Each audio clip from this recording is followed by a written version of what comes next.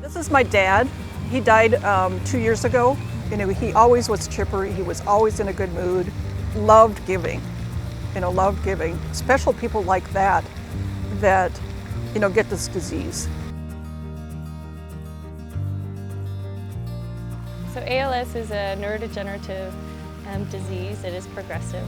And basically the mind stops communicating with the muscles, and the muscles then begin to waste away or atrophy. And a person with ALS has the potential to lose the ability to move, speak, swallow, and to breathe.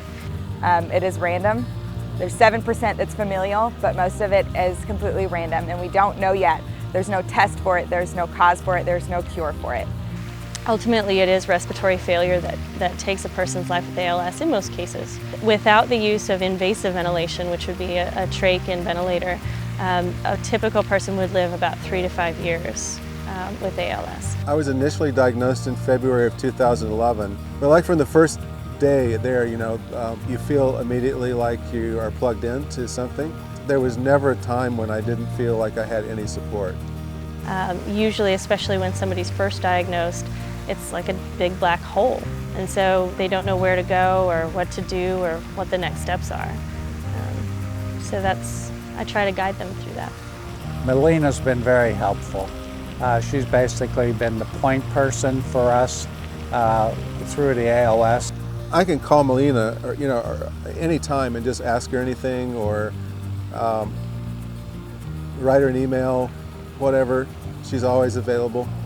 She's been so helpful, just helping me find resources that I need, like this wheelchair that I got through the Department of Assistive and Rehabilitative Services. I wouldn't even have known about that department were it not for Melina. Equipment that she's brought to the house and tried out for us, and if it worked, it worked. If it didn't, she was more than willing to take it back and try to find something that would be more accommodative to my situation. I often have a ton of emails that come in, questions about how to get this, or what kind of this I need, or what should I do about this symptom.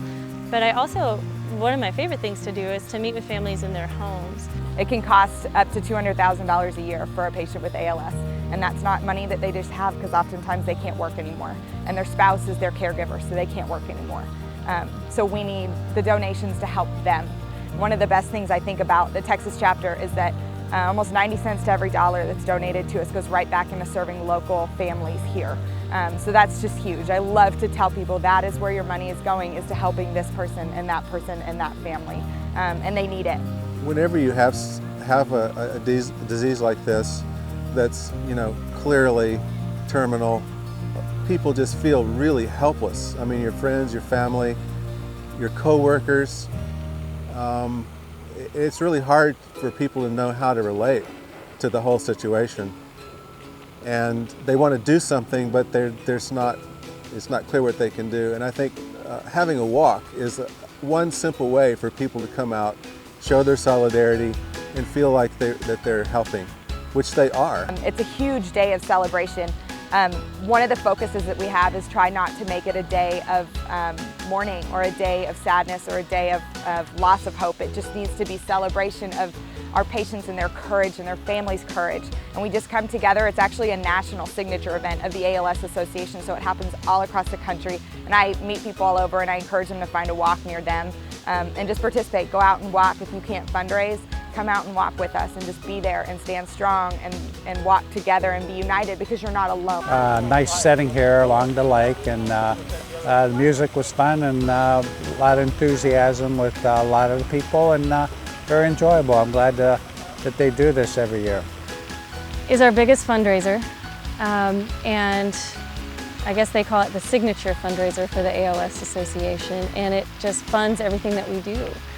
The support groups, the equipment loan bank, the respite grants, everything else that we do, just the ability for us to hire people like me and other care services managers, that's what the walk funds, and then research. If the ALS community had like 1/10 of 1% of the funding that's spent on cancer research, I think we could solve this thing. We need that cure and getting together and seeing that all these other people also feel that way just means more than I can say. That's just what keeps me going every single day, is coming back and saying we're going to plan this amazing day of celebration, that the families can come, the patients can come, and we can celebrate their courage, celebrate their hope, and just continue on and find a cure and make sure that this doesn't happen for anybody else. To those of you who walk, and to those of you who donate, and to those of you who support the ALS Association, thank you for your support. We couldn't do it without you, and we need you. Thank you to all those who came out to walk or donated to ALS. Signing off, 10-4. See you next year.